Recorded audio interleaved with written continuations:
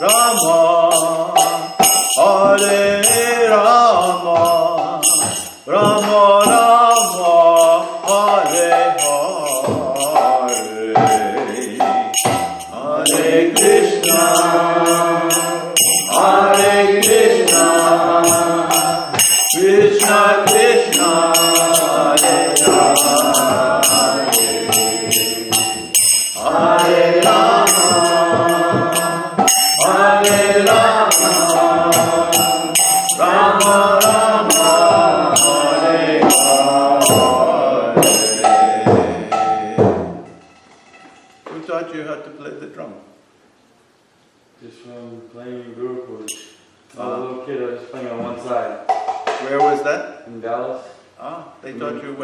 Prabhu said just pick it up, so I just tried to follow him. Yeah. Dayananda was there? No, he had long gone. Long gone. Yeah. Oh. I can't remember, some Croatian devotee, brahmachari. Oh. Nicely played. Srila Prabhupada had some things that, we have an aim in Krishna consciousness. And what's that aim? 2 words. Yes, be Krishna conscious. Perfect. Become Krishna conscious. Revive our Krishna consciousness. Krishna consciousness. So, Srila Prabhupada was very, if we read his writings, and of course the writings of the predecessor acharyas, but then we have Srila Prabhupada to help us to assimilate that all and apply it for the next 9,500 years. But Srila Prabhupada always, in writing and in person and in lectures and in every aspect, including his life, kept perspective. Nothing should come in the way, even though it might be. Don't put the flowers on your feet, Prabhu. Hare Krishna. So it come in the way and obscure our Krishna consciousness. Just like some plants might be very nice. We're all transcendental gardeners, and many of us are actual physical gardeners. This is a gardening society here. Mm-hmm. So there might be very many nice plants, but there's the main plant that you want to be growing. And the other plants, which are equally useful, but not where you're situated, it might obscure the growth of that plant. So there are many important things that actually can hinder our Krishna consciousness, or the management of our society or individual growth. But Srila Prabhupada was careful and adroit about saying these things for many reasons. But there were some things that were very much important to him, but he downplayed them, you can say, for lack of better words, the kind of immaturity of persons in general, because he wanted people to spontaneously express themselves, which is actually not necessarily right, because our natural proclivity after being in billions of creations and trillions of lives is to express ourselves according to the 3 modes of material nature. That has become our natural inclination up to where we become fully Krishna conscious. So always bearing these things in mind, this point of how the instruments should be played, both the mridanga and the kartal, and the way we sing and the way that we move, dance, and what songs we sing and how we sing them. Srila Prabhupada was quite meticulous in teaching, especially the earlier students, what he wanted, and he continued. So I was privy, by his choosing, to personally instruct me and bring me to be instructed to this point of the singing and the cartels and the drum. And his statement of what he didn't like was clanging and banging. And that went both for the cartels, which is the clanging, and the banging of the drums. And clanging and banging and the singing, screaming and shouting. So I can say this on his behalf, although he's such a gentleman and so sensitive and demure, he strongly disliked it. It was painful, but he tolerated it. He tolerated it. So we should, if Srila Prabhupada is really annoyed by it, really disliking it, and tolerating it, then we should understand he was and always is, and always has been the perfect representative of Krishna. Mm-hmm. So we need to adapt. So I discuss some verses of the Bhagavad Gita today in the august assembly of the Vaishnava Prabhus and Matajis. So I'm going to go through, forgive me, before I came to the movement I knew the whole Bhagavad Gita by heart, but then the memory is failing. So I have to sometimes look at something that not only... So begin today's subject matter. He disappeared, huh? Today's subject matter is compass. Compass. Navigators of all types, whether it's in the sky or on the land or in the water, and architects, all types of persons, agronomists also. They have a compass, they have a point by which they take as a reference, and then they have a compass, and according to that they navigate their trajectories. And the more adroit, the more refined in capacity the persons who are moving, leading the movement, giving the movement, the more they have many signposts by which they can navigate. So compass and signposts of navigation is the theme of today's discussion. So we begin by first of all offering prayers. Om Agyana Tiramandasa Gana Gana Shalakaya Chakshuriminutam Nena Tasmai Sri Gurave Namaha. Namo Om Vishnu Padaya Krishna Prashtaya Bhutale Srimati Bhaktivedanta Swami Namane Namaste Saraswate Deve Gauravani Pracharini Nirvisesha Sunyavadi Paschachade Sitani Sri Krishna Chaitanya Prabhu Nityananda Shri Advaita Gadadhara Srivasadi Gaura Hare Krishna Krishna Krishna Hare Hare Hare Rama Rama Rama Hare Hare. So I'm going to touch on a few verses. Maya Shaktamana Partha Yogam Yunjan Madashraya Ashamshayam Samam Karmam Yatha Gyasyasi Tatshrano Sri Bhagavan Vacha.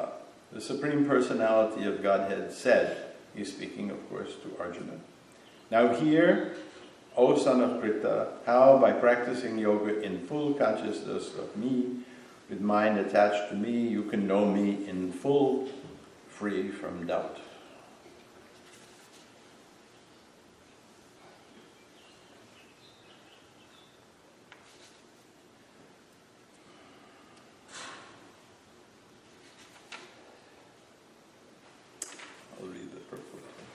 Purport. In this 7th chapter of the Bhagavad Gita, the nature of Krishna consciousness is fully described. Krishna is full in all opulences, and how he manifests such opulences is described herein.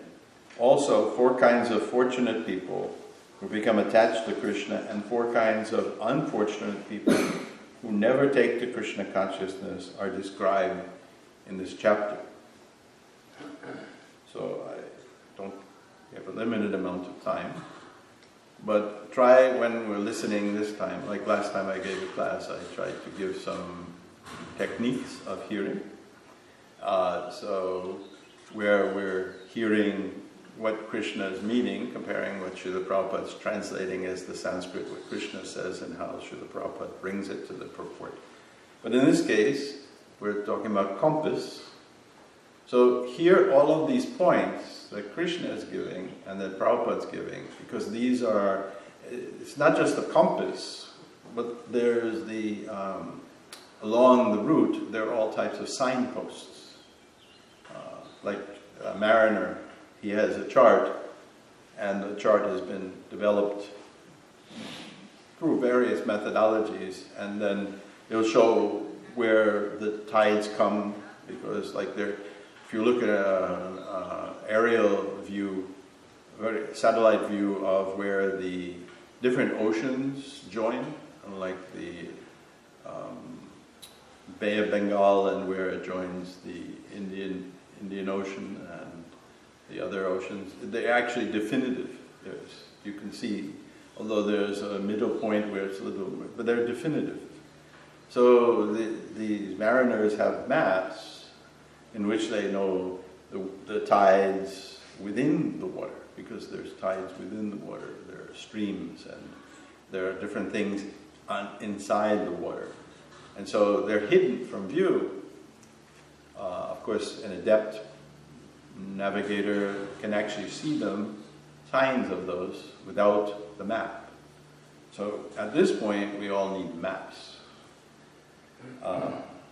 And so in this, Krishna is talking about, Prabhupada is referring to the 4 kinds who don't take, and there's a lot to understand about that. And then the 4 kinds who do take to Krishna consciousness. In the first 6 chapters of Bhagavad Gita, the living entity has been described as non-material spirit soul, capable of elevating himself to self-realization by different types of yogas. At the end of this 6th chapter, it has been clearly stated that the steady concentration of the mind upon Krishna, or in other words, Krishna consciousness, is the highest form of all yoga. That's the Yoganamapi Sarvesham Madhyatirantaratam. That's the last verse. So the 6th chapter is over, first part of the Bhagavad Gita is over. Krishna concludes to Arjuna, making it absolutely clear that the perfection of yoga, the highest yoga system, which incorporates all what can benefit from all the yoga systems, is Bhakti Yoga, not, as many people think, it's the sentimental version, but it's the highest. It has been clearly described that the steady concentration of the mind upon Krishna, or in other words, Krishna consciousness, is the highest form of yoga. By concentrating one's mind upon Krishna, one is able to know the absolute truth completely, but not otherwise. And this is the point. So how do we concentrate our minds upon Krishna?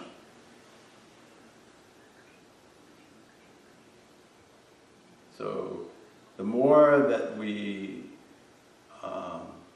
that the consciousness is purified, and the more that these signposts, initially with the map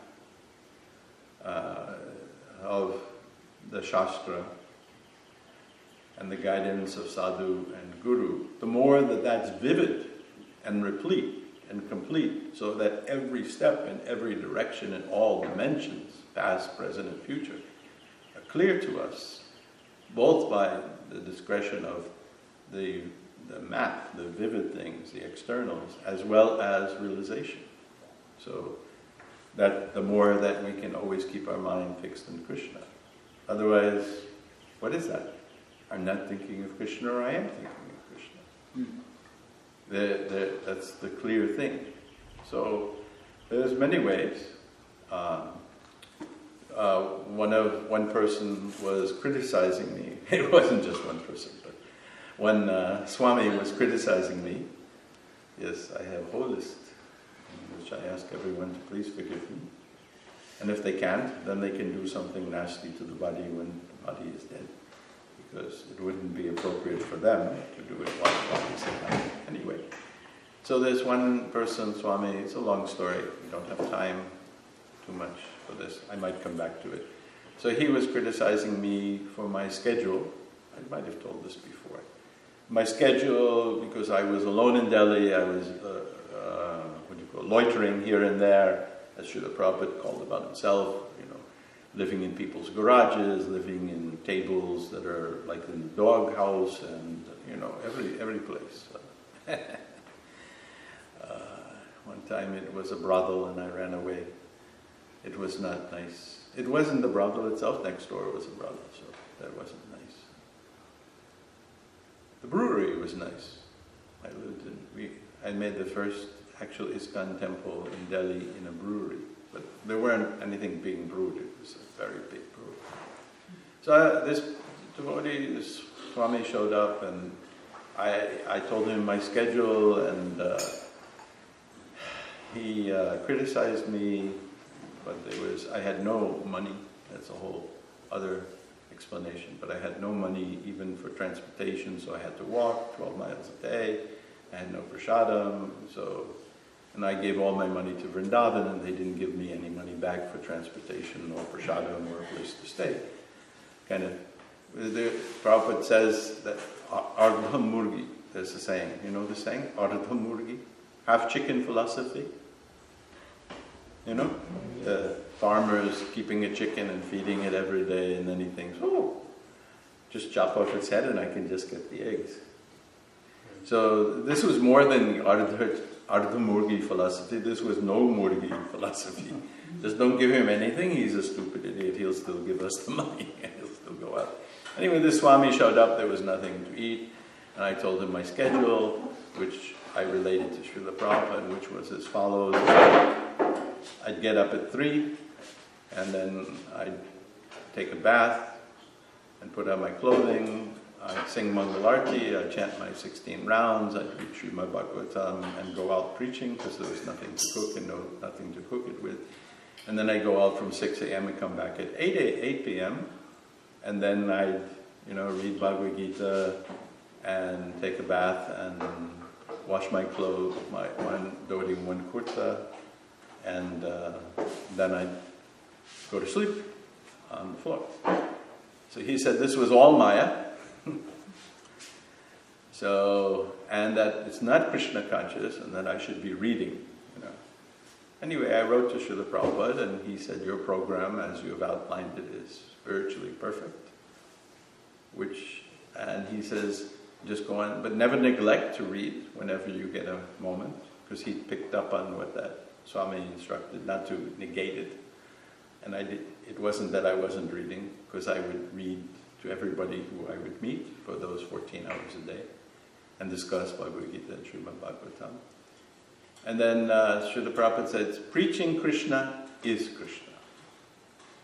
So this is another principle of, what is our principle we're talking about? To always think of Krishna? Yeah, always think of Krishna.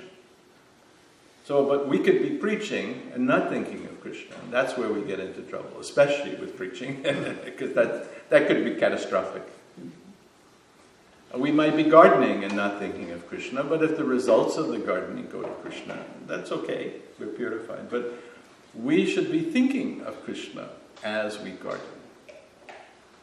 Like these flowers, they're so beautiful, not because of me or that I grew them, although there is a little interaction between the flowers and me. But it's because Krishna makes them so exquisitely wonderful. Each flower is uniquely beautiful and different. I look at them and I'm struck with wonder.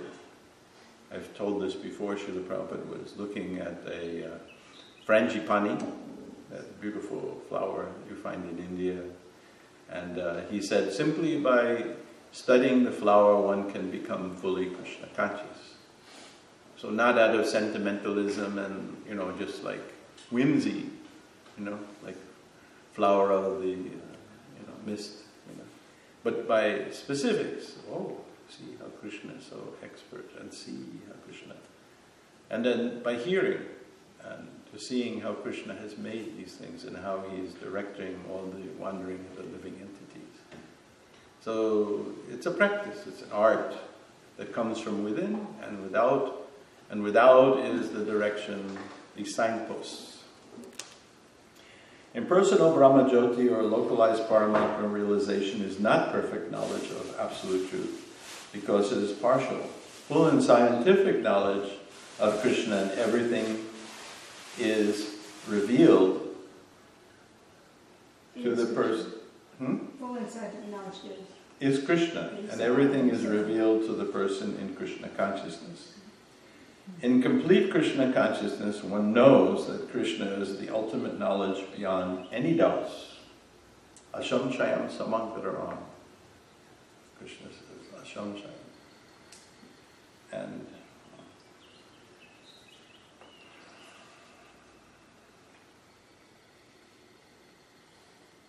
one who directly, different types of yoga are only stepping stones on the path of Krishna consciousness. One who takes directly to Krishna consciousness automatically knows about Brahmajyoti and Paramatma in full. By practice of Krishna conscious yoga, one can know everything in full, namely the absolute truth, the living entities, the material nature, and their manifestations with paraphernalia. One should therefore begin yoga practice as directed in the last verse of the 6th chapter. Concentration of the mind upon Krishna, the Supreme, is made possible by prescribed devotional service in 9 different forms, of which Shravana is the first and most important. The Lord therefore says to Arjuna, Tat Shrunu. It's spelled Tacchru, but actually the two words are Tat, because when the D and the S, the Sh, come together, there's a change, and Prabhu separates them out. Tat Shrunu. Shrunu means to hear, to listen, or hear from me. No one can be a greater authority than Krishna, and therefore by hearing from him, one receives the greatest opportunity to become a perfectly Krishna conscious person. And in this sentence, perfectly Krishna conscious, the word perfectly Krishna conscious, that perfectly is very important to us. One has, therefore, to learn from Krishna directly or a pure devotee of Krishna, and not from a neophyte, a non-devotee upstart, puffed up with academic education. In the Srimad Bhagavatam, this process of understanding Krishna, the Supreme Personality of Godhead, the Absolute Truth, is described in the second chapter of the first canto as follows. Shrinavatam swakatat Krishna punya shravana kirtanam. Shravana, that's again the word. Hridansto yivandrani vidanatit sritam surit satam nasta prayeshu abadreshu nityam bhagavata sevaya bhagavata uttama shloke bhaktira bhavati nishnaishtiki tadarajas tumo bhava kamalolbadayas chaye chetaterana viddam stitham sattve prasidhati evam prashna manasho bhagavat bhakti yogataha bhagavatattva vigyam mukta sangasya jayate vidyate hridaya grantis chiddante sarva samshaya shinyante chasya karmani drishta evatmanishvare. To hear about Krishna from Vedic literatures or to hear from him directly through the Bhagavad Gita is itself righteous activity. And for one who hears about Krishna, Lord Krishna, who is dwelling in everyone's heart, acts as a best wishing friend and purifies the devotee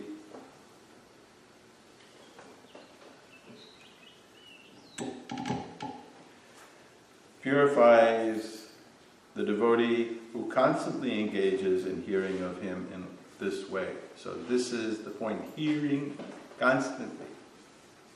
This verse and the theme, the compass, and with the compass is to also see what?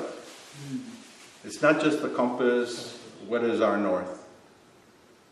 And it's not just the map to get there, but there's the what? The signposts. So the signpost is a constant point. Well, I'm doing this for Krishna, what am I doing? So in the beginning, I mean, it will be, because Krishna is so brilliant, it will be to the very end, these simple statements. There are 9 forms of devotional service, out of which, what did Srila Prabhupada just say? Shravanam or Kirtanam is the most important. Hearing is the most important. And what is that in significance to today's points? That hearing is what? What does that hearing do to us? There are 2 things that the hearing does to us primarily. Frees us from all doubt. How? Points of reference.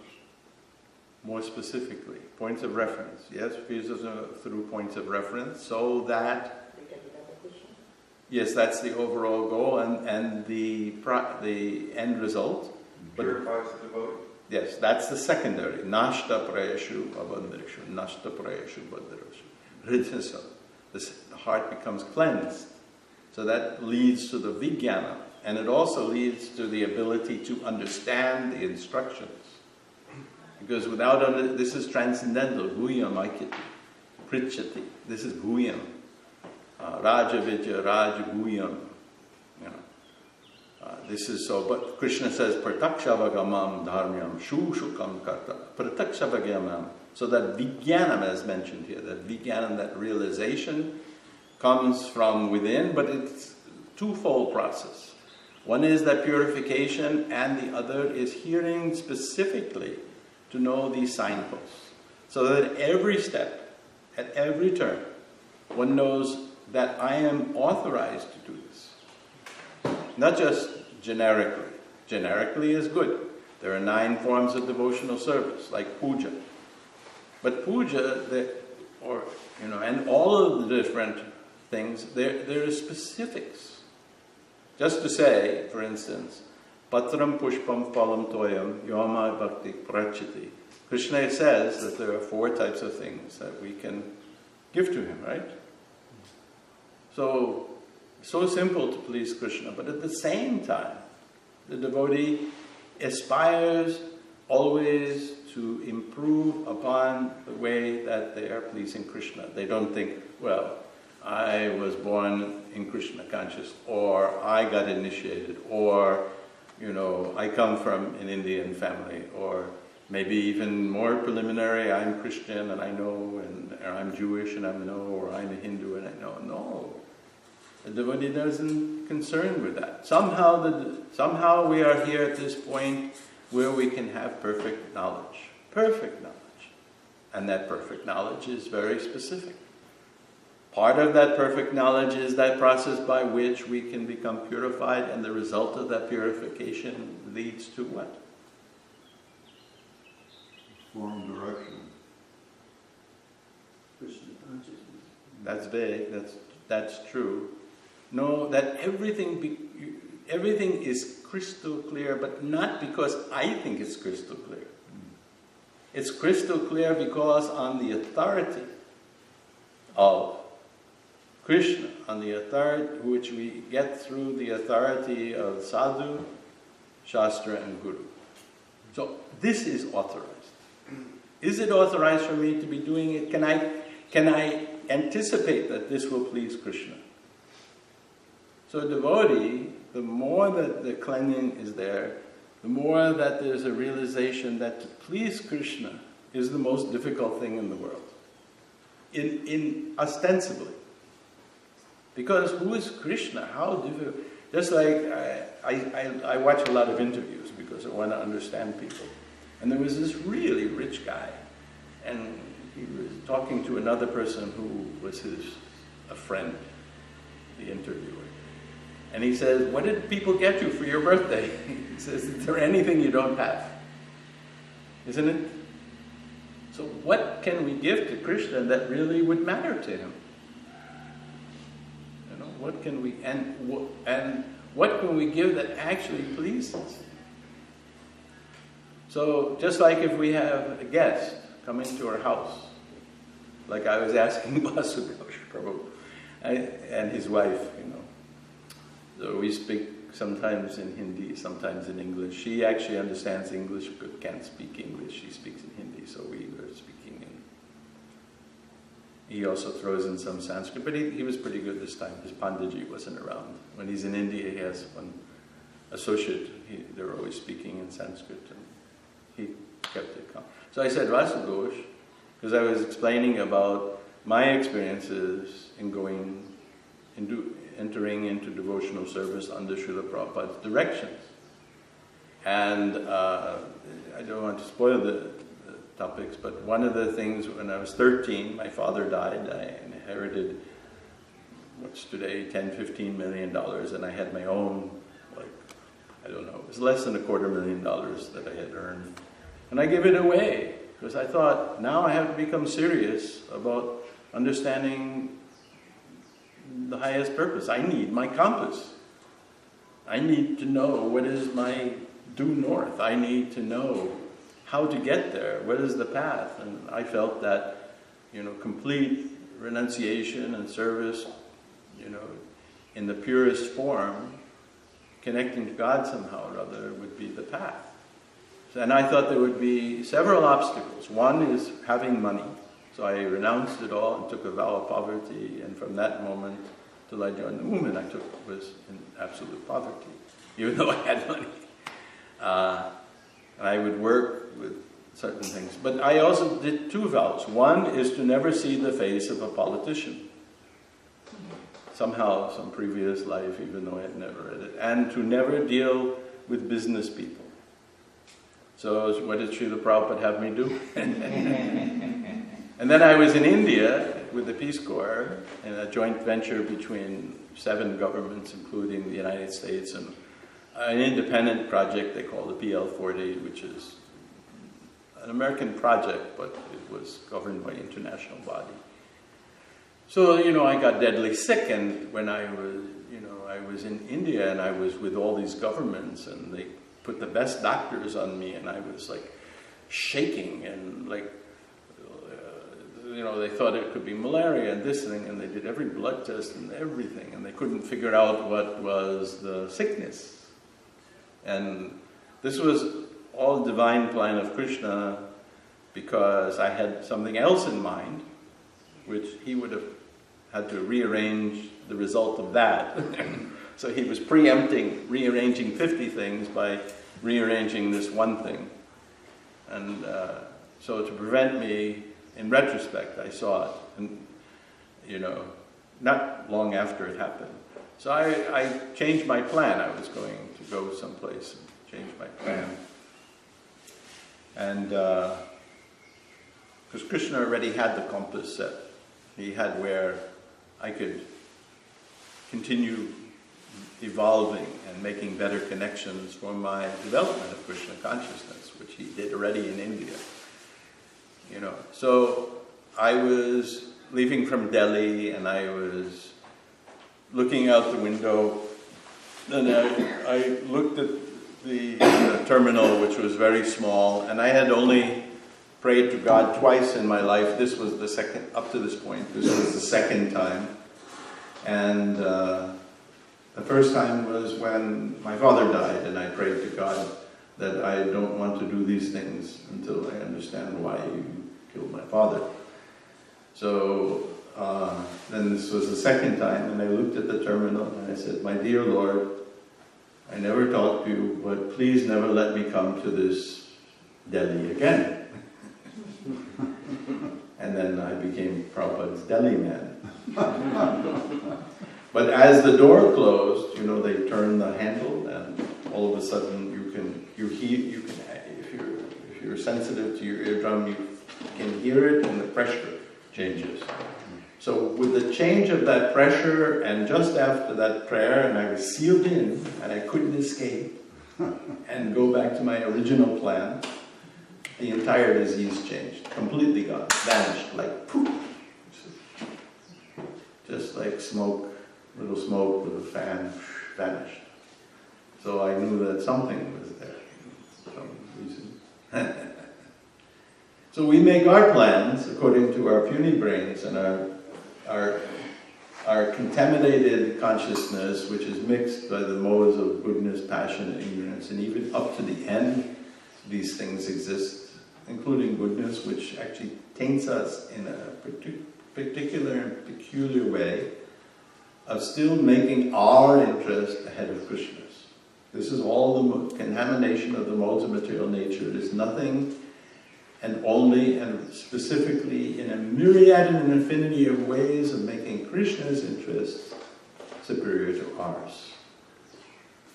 So the process, which because now we'll conclude.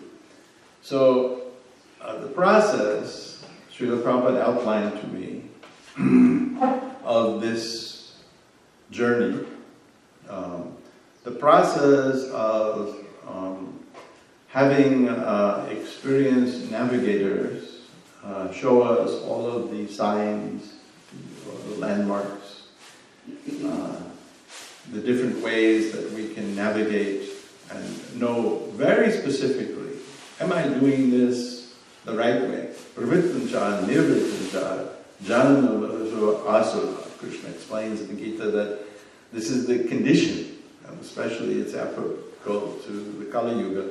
People don't know what to do and what not to do.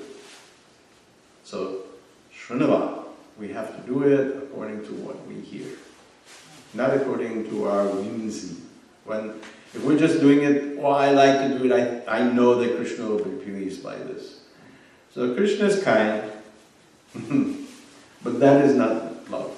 Love means, I asked Vasudev out of jest, I said, what do you not like to eat? And then he said, I have to translate it, eggplant. In Bengali, it's begun. Yeah, it's begun, which means useless. Begun. It's not even an Indian food, begun. They don't take it as a bona fide food. If you're Eggplant? Eggplant. Oh. How come Srila Prabhupada didn't eat it? No, that's another thing. Well, I agree. No, it's what I'm just telling a story here. Yeah, but I know, but I have a thing about eggplants. You hate them. Yeah, I hate it. Anyway, Prabhupada liked it very much. Eggplant recorder is fantastic. Sorry, people, I have some today. That is so tasty. Nothing, you don't let us, that you see, let us get back on the navigation path. So, the point was, I said, Vasudeva, to please Krishna, will you eat eggplant? And he said, no, I'll never eat eggplant. So then I told him that story, that actually if Krishna asked us to do something that no way in the world, for no one, up to that point, no one, I don't care how much I love them, I don't care how much someone would reward me financially or with other unseemly types of things that people get motivated for. You do this and blah, blah, blah, just use your imagination. Nothing in the world would get you to do it. And then Prabhupada or Krishna or their representative asks you, will you do this? And then what will be the innate, heartfelt response? Thank you so much. You are so kind to ask me to do what I would never do for anyone else. So that's why you talk to politicians in Delhi and businessmen? Srila Prabhupada personally asked me to do it. And I did it with joy. And I was so happy, one by one, all the different things that I had never wanted to do. I had taken a vow never to sell books. No. Yes, because I saw that I knew how much it cost to print a book, and I knew how much books were being sold for. So along my journey where I took a vow of poverty, I would not take anything in which it was a disproportionate gain.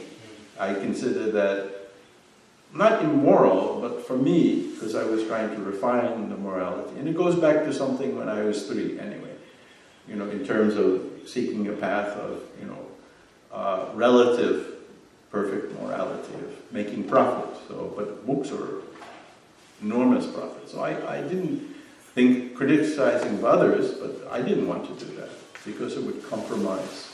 But then for Krishna, why not? But still do it honestly. Don't misrepresent. You can still do it honestly. But it doesn't matter. Just like these flowers, I go around and I go throughout Walmart. At Easter, I stood at the gates of Walmart and I was handing out Easter flowers, you know. And go in, oh, they love me in Jacob's Well. Oh, they love me there. They all come and they get flowers, where are flowers? But they don't realize, you know, I saw that if you try to distribute food, you know, to people you don't know, or even people you do know, they're a little hesitant here to take, you know. And it's a little difficult, but flowers, you know, the men don't like to take it, but the trick is when the man has a woman next to him, you say, give this to her, you know. Or if the lady doesn't want to take it, you say, can I give you a child? You know, can you give a child? So instantly, because it's prasad. So at that point, we don't have to think. Krishna will do that part. But, you know, there's a refinement. Like, a greater example is that Krishna says to give me food, and we learn from the acharyas that those foods are vegetarian. But amongst the vegetarian, we don't give Krishna onion and garlic. And there are actually very specific reasons why we don't give Krishna onion and garlic, and there are other rules. So Krishna is forgiving, but the devotee always striving. I'll read one more verse, which will be the last verse. I hope I find the one. Which summarizes the result. Yes. This is the 10th verse of the 18th verse of the 10th chapter of the Srimad Bhagavad Gita. I'll just read the Sanskrit. And this is Sri Arjuna speaking to Krishna. O Janardana, again, please describe in detail the mystic power of your opulences. I am never satiated in hearing about you, for the more I hear about you, the more I want to taste the nectar of your words. So this is the result of having the right compass. This is the result of having these tools of navigation that by the knowing all the landmarks and in the association of those who are adept in those landmarks and the association of those who are enthused in any and all or any combination of the activities of devotional service and the association of those who are tustanti cha ramanti cha, that they are, when they taste Krishna consciousness, they are energized, they are elevated in Krishna consciousness because they are getting connected. The key of this hearing is the key of everything else, this process of hearing that is explained that we should, Shunavatam Swa Katha Krishnam, that we should always be hearing, we should always be engaged in the process of hearing. And the key of that is knowing the process of association of devotees, and the key of that is understanding the process of, not of diksha, but of siksha. So siksha means hearing. I'll just finalize with a statement, Srila Prabhupada pastime and suggestion. When I didn't want to get initiated, accept initiation from Srila Prabhupada, because I've mentioned the principle was that when I came full-blown to understand Srila Prabhupada's ISKCON, and because I was basically a Vaishnava, but and what his refinement of the explanation of this process, the refinement of Diksha Guru, and I thought, definitely Srila Prabhupada is it, but way, way beyond my pay grade. I just need the smallest devotee, and for Diksha, wait as long as possible, because I was definitely not qualified, even though I was following. So I acceded, and then he wrote me a letter accepting me. It was on the Shingar Chakradasi in 1970 that he initiated me. And I was the reluctant disciple, not because he's not great, but because I'm not great. It's not a good fit. But anyway, he graciously accepted me on the recommendation of Sripad Rupanuga Prabhu. And so then Srila Prabhupada gave me a whole series of very important instructions, basically giving my compass, my end goal, and the ways that I can grab all the directions and know the landmarks, you see. So the whole process, everything from beginning to end was laid out in this one letter. It's a fabulous letter. Not because it was for me, but because Srila Prabhupada's fabulous. So he said he accepted me as his disciple and said to now practice the process of Krishna consciousness basically as outlined by the gurus, the predecessor acharyas, not by him. He didn't say follow what I'm telling you. He said follow this. And how? Now that's the point here. Because this is the compass point.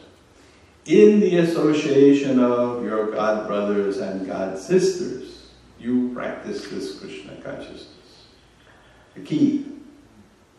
And if you have questions, of course Srila Prabhupada, as a comment, didn't rule it out, and as it turned out, the history was different, that Srila Prabhupada became my temple president, my GBC, my direct teacher for 6.5 years, but that wasn't the anticipation. So Srila Prabhupada anticipating that telling me how to develop in the association of your God brothers and God sisters, and if you have a question, you should pose that to who? To your temple president, Rupanuga Prabhu, who was quite good. It says, in this way you develop your Krishna consciousness, and when you are ready, you should preach. Of course, Srila Prabhupada didn't know that I was already preaching, but the point is that how should we preach is that we should have our Krishna consciousness developed. Not that I should whimsically, according to what comes in my mind, say something. How do I know it's Krishna consciousness? Because it's very important, just like a doctor, especially a doctor with Western medicine, which the Western medicine can only do one of three things. It can't cure you, although it might enable you to not die of something, but it can't cure you because it doesn't cure the underlying problem. Western medicine is simply either poison, cutting things, or burning it, and it's always dangerous. So the doctor is armed with only lethality. So you should be very competent, very well trained, very discriminating, and work according to everything you know every time you're advising as a doctor, because it's lethal. What to speak of, the person needs you to help them, right? That's very important, because someone is suffering, they might be dying, and we should do our best as doctors. But the worst thing is that, many times that patient is cured, but he dies. So, you helped him, but he died. And there's millions of people like this a year.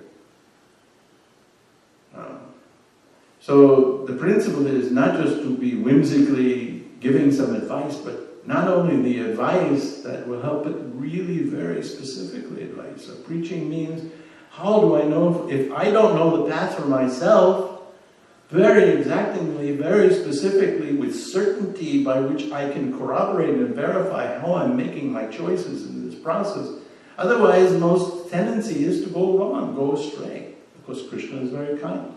He makes up what we lack. You know, like the very kind parent, he's always present in our heart. He's always watching. So we make a mistake, he corrects. And he's infinitely patient, infinitely tolerant. So if we sincerely, we're making mistakes, but you know that we need to stand on our own feet, but depend upon Krishna. And Krishna, depending upon Krishna, as Krishna has laid this out. Here's the roadmap, and here's the signpost. And how do we do this? How do we cultivate this? How do we develop this? And through the process of hearing, how is that done? By siksha. So siksha means that I see and I avail the association of those who are in Krishna consciousness according to their capacity, according to their degree of development. I plug into that. I avail of that. That should be the foundation of developing Krishna consciousness, day minus 100. Before one comes to process, one should be, this is the beginning, how to avail of the benefit of association of those who are capable of things, and especially Krishna conscious. Especially Krishna conscious. Because otherwise it's a very difficult path. Maya is there, she's very capable. Don't underestimate Maya ever. And even at the point of perfection, even after the point of perfection, this point, this essence that I'm pointing out, association of devotees in a way that we associate with the devotees with the desire of hearing, the desire of association to get guidance, direction. This just begins after one is perfectly Krishna conscious. It doesn't end, oh, now I'm a very advanced devotee and, you know, I have nothing to gain from anything, I'm the best devotee. No! Jagannath, he is the manifestation of Krishna, of how Krishna feels in separation of his devotee. That is Jagannath. And that Jagannath Leela is played out. Where? Where does Jagannath Leela play out? Jagannath Puri in Vrindavan? No, Kurukshetra. Oh. Kurukshetra is the manifestation point of the Jagannath Leela. The temple is in Jagannath Puri, by Indraduma. But Mercy. Oh, the eclipse, not the war, the eclipse, right? Yes, so the yatra was there in Kurukshetra, where the Brajvasis came to meet the Dwarkavasis. And Krishna, they came with Krishna. So the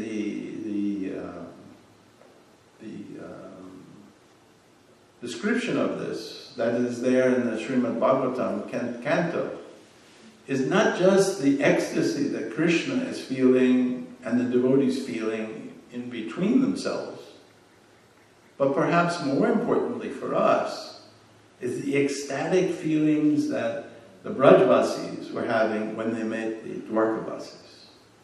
We examine this. See, this is siksha. This is hearing, to examine and to see and to understand, and we see that, whoa, they're just so excited that their hairs were standing and they're just so elated to see each other.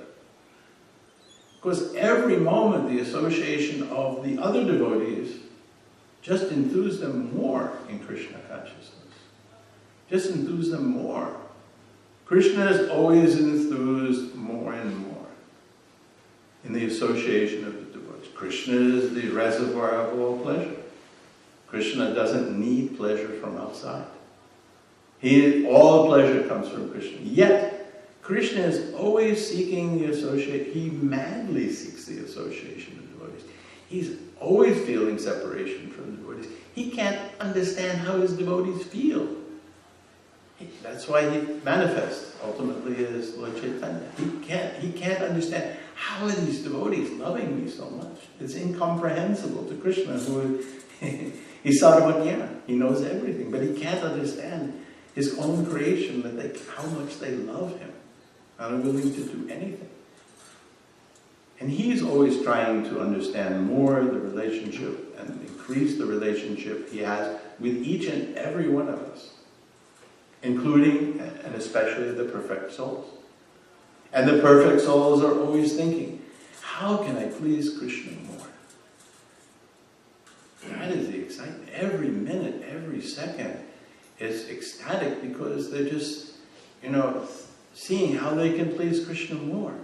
And they're always concerned, I haven't pleased Krishna very much. Radharani is the queen of all devotees. And she never feels that she pleases. Of course, all the devotees, they're completely self-aware. They're self-enlightened souls. So they understand, that their position. Although they can't always understand that Krishna is the supreme personality of Godhead and Creator. But they understand their position. But they're always wanting to be better. The association of devotees is hearing. Association of devotee is siksha, how we can improve the way that we please Krishna. Ask yourselves one question. If we think about all the different devotees we know, and this is not to be critical, and we were to make a list which had 2 columns. All the different devotees we know, no matter who they were, no matter what are the results, what we might say is good or bad of the association, we make a list of every single devotee who's here, who we know, and devotees we've met before in the past, which might be, like for me, it's tens of thousands, because I was in Delhi and the whole movement passed through Delhi, and I traveled for 5 years everywhere. So, and then the people who I preached to who became devotees, which is thousands. So if you make a list of all the persons involved in Krishna consciousness, and it has 2 columns, the favorable aspects and the unfavorable aspects, means the things we didn't like about them. We have to see, how many things can we even put in the favorable aspects? What can I gain in their association that inspires me, enthuses me in devotional service? Maybe that when they polish the kartals, it's so beautiful. They think, wow, I wish I could polish the kartals. Like maybe when they're cleaning the floor of the temple, you see their face, and when it's time to clean, it's like, whoa, a bat out of hell, like the horses when the gates open at the Kentucky Derby, and the horses just bang out of the gates. They're just like running out of eagerness. Here is the devotional service.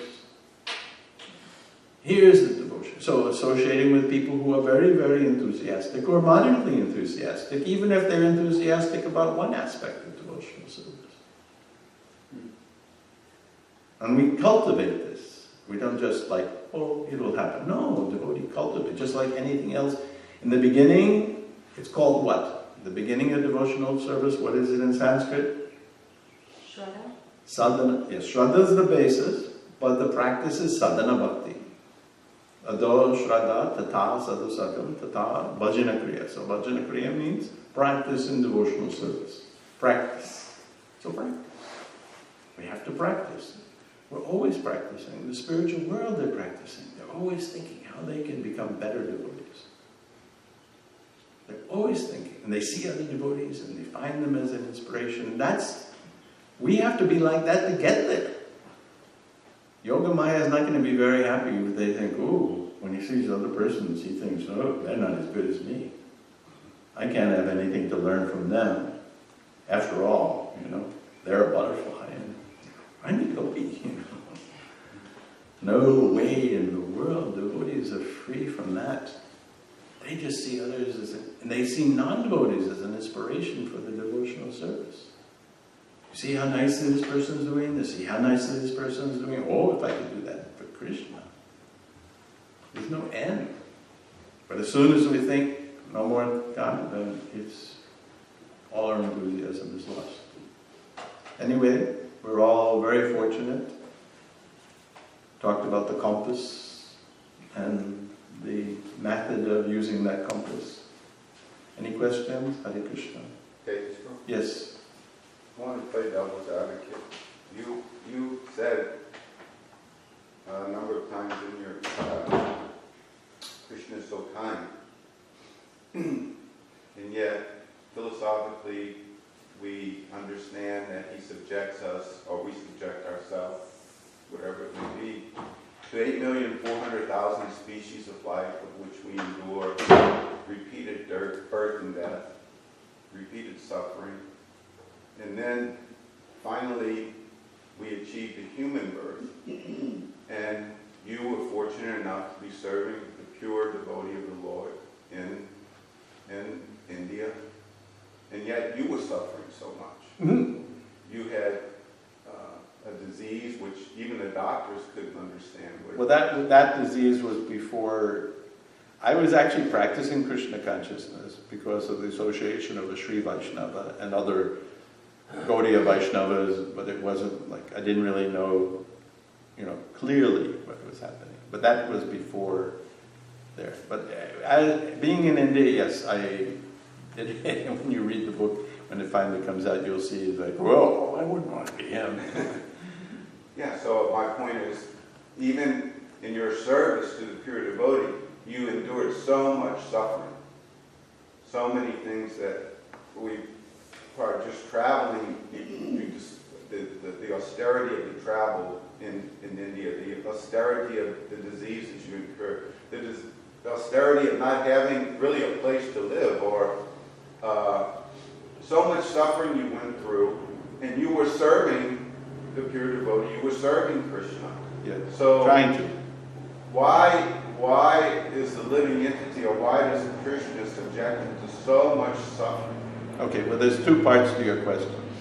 One part deals with those who have taken to the process of Krishna consciousness and have some place along the path of perfection, of practicing Krishna consciousness perfectly, with a pure, completely anyavilasata sunam jnanakarana.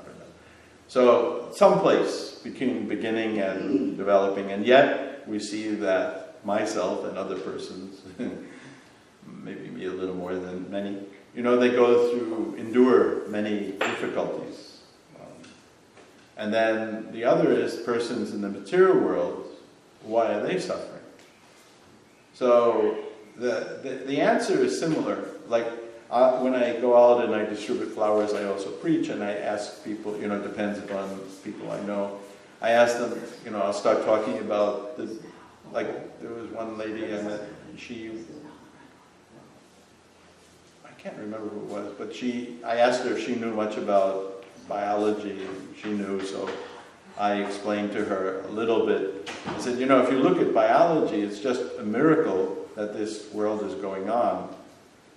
This body is going on.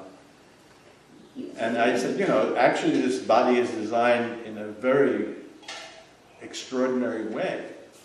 So why is it that the most competent person, God, who designed this body, and it's beyond, if you look at anything, it's beyond belief how extremely complicated and how it functions. There's billions of events that go on per second in the body, billions.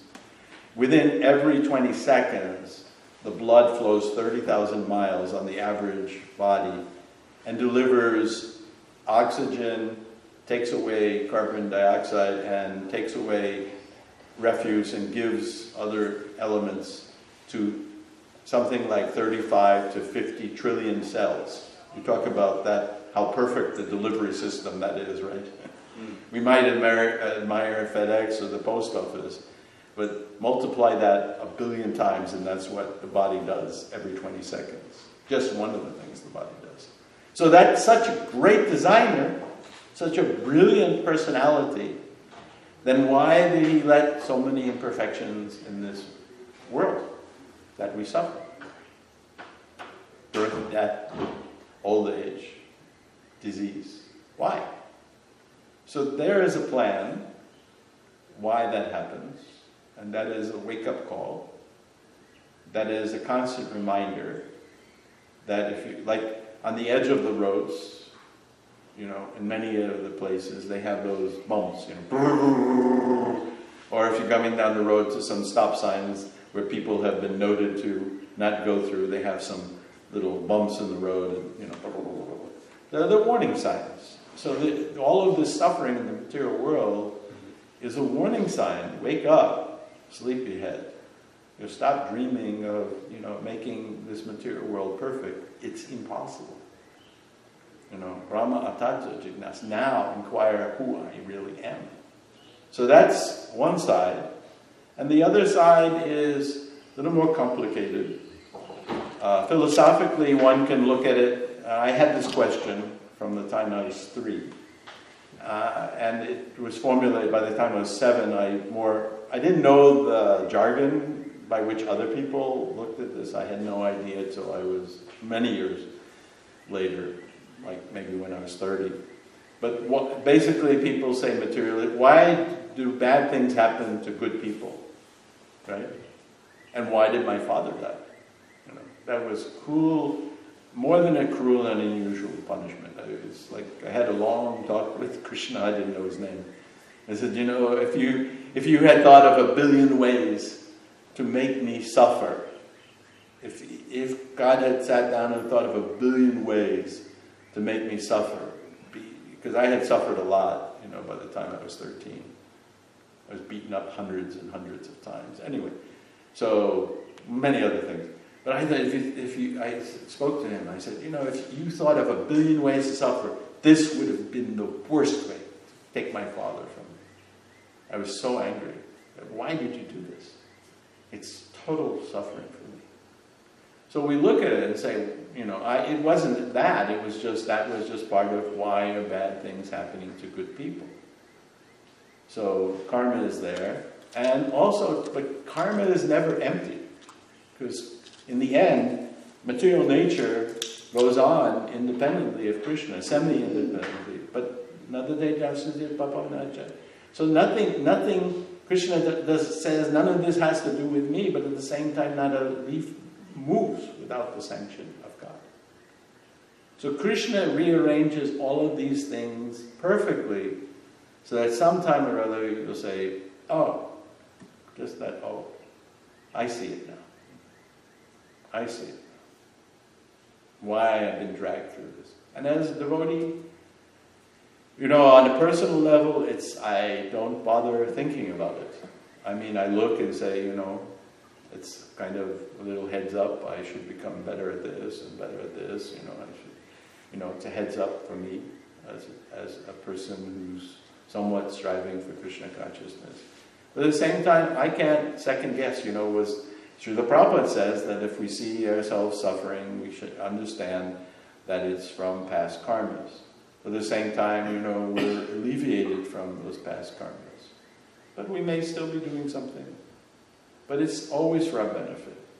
We take it and we have to become humble by those experiences. Like one of the times it never daunted me, actually. It appeared like it was a kind of suffering, but it never daunted me.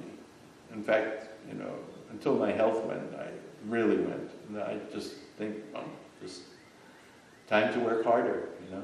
Not even I'm going to prove anything to Krishna, just time to work harder, suffer. There was a time that I couldn't get up out of my chair. I mean, literally, I couldn't move.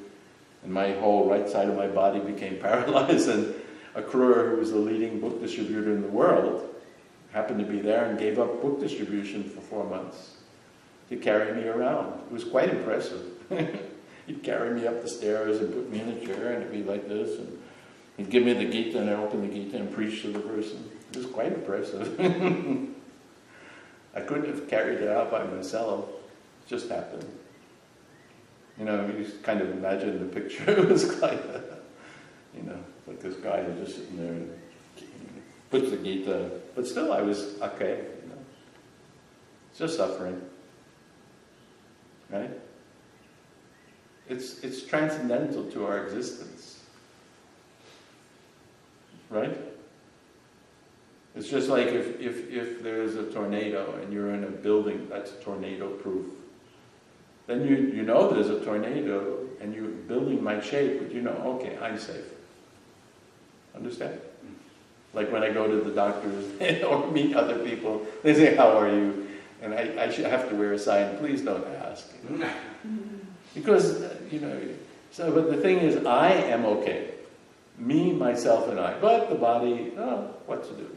I'm trying to do something about it. We have that, Krishna consciousness is an internal process. We have to come to that point of understanding it's an eternal process, internal and eternal process. And it's me trying to serve Krishna, always trying to please Krishna, taking everything as a way that, I have to improve in the way I serve Krishna. I used to depend so much on my body to be able to do my service. I was a very vigorous person. Nothing would stop me, nothing. And then all of a sudden, Krishna pulled the plug. And then I couldn't do anything. And then what do?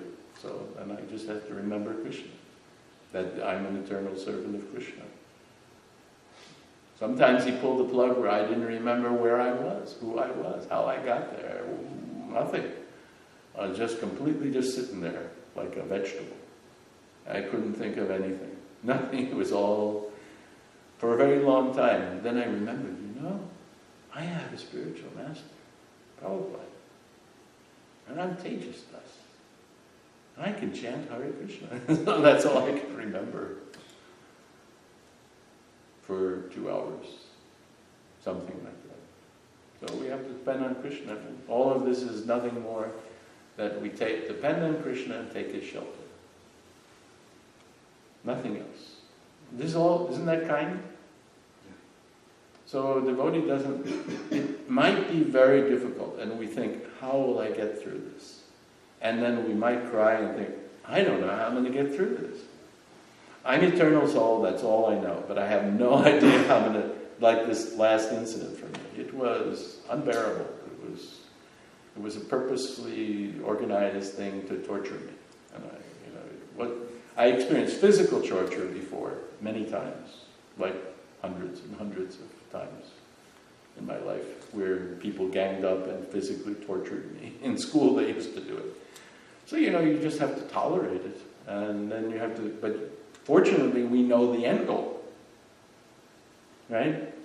Doesn't mean that torture becomes less or the difficulties become less to bear. It makes it less, because we become diverted, but we know the end goal. So we never lose hope. I can't imagine, I can make a long list of the things that this body is suffering from. And I can't imagine going through this without having a clear spiritual idea, I am spirit soul. I am eternal servant of Krishna. I can taste that anytime, even though I can't taste it in any way like the pure devotees taste it. But I can taste it. I can be enthusiastic always in Krishna consciousness. That's the art. One thing of anything is to always be enthusiastic to please Krishna. And sometimes we can't do anything but hope to please Krishna. It becomes so difficult that we can't do anything else. But just hope against hope to please Krishna just a little. That becomes our life and soul. That's mercy. So good is mercy. I've got a healthy body. I've got a good situation to serve Krishna. Right? We join, we're young. We could, waste away. But hey, let's give like in Buffalo. Because I do funny things, So somehow I got to be the leader of the Buffalo Temple. I didn't say in charge, I was put in charge, but I was the leader. So myself and all the other devotees, most of whom are very well known, like Gunagrahi and Ayojapati, Bhakta-Bringer Gopta and Prahlad and Pancharatna, we used to conspire how to make everything more and more exciting in Krishna consciousness. More and more exciting. And it wasn't artificial. Devotees were always so excited to please Krishna. You can't wait to get up in the morning and go to Mangalarti. You can't wait to chant your rounds. You can't wait to go out into devotional service preaching. Everything is, wow, I'm a cook and I can't wait is thinking, whoa, when can I get up and go in the kitchen? My cooking started at 3 a.m. and ended at 9 p.m. And then I still had so many other duties. You know? And it's just Krishna gives us an opportunity, a devotee is so enthusiastic. That's our own like litmus test. When Krishna gives me the opportunity of devotional service, whatever type it is, like, you know, sometimes our devotional service is in separation and suffering. That's our devotional service, to think of Krishna in separation and suffering. Krishna, Krishna, when will you allow me to do this? Even if you don't, always want to think of you. Sometimes the eyes go bad, like my eyes are bad. I can't actually literally linear read words, some problem. I can read them, but I have to go past them really quick. You know, I have to recognize the space.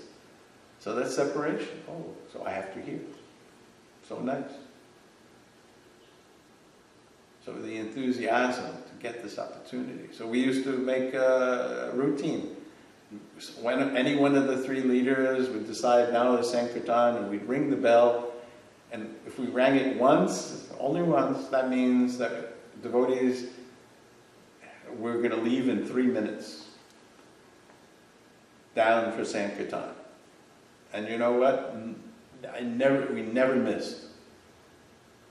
They were not given any notice. They did hear the single bell, which meant that you have 3 minutes, and there were 2 bells with 7 minutes. But the clue was 3 minutes was local Sankirtan and 7 minutes was traveling Sankirtan.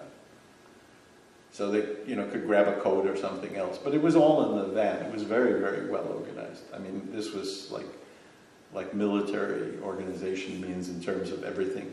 3 minutes, there were money and drums and all the instruments and lots of books in the van. Never once did we leave a person behind.